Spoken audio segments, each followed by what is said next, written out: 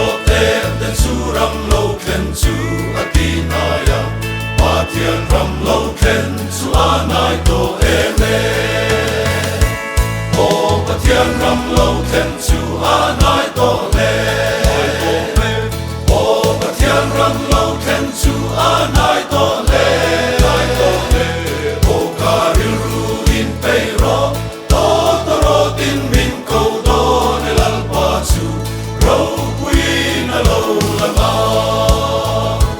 Pathian ram lo ken le aro quy an buat sai pe sei na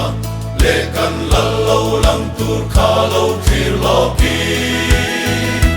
su chuan ko vel swa la kam tang to kha min lo tan swa ka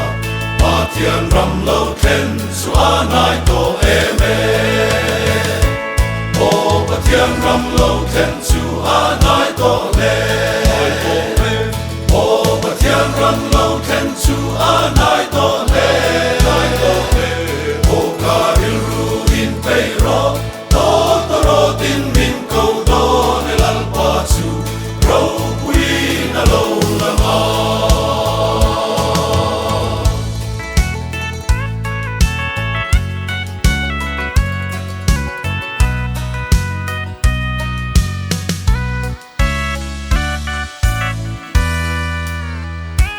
Pathian ram alo kenin kan lal pa du tak kan muam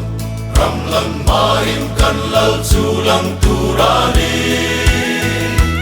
Hallelujah ati sen namin kan tu mi fa kam Pathian ram lo ken su anai to eme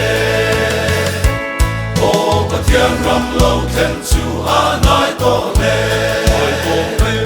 O Pathian ram lo ken su anai to le O karil ru in pei ro to ro tin min ko do ne lal pa chu ro quy na lo la ma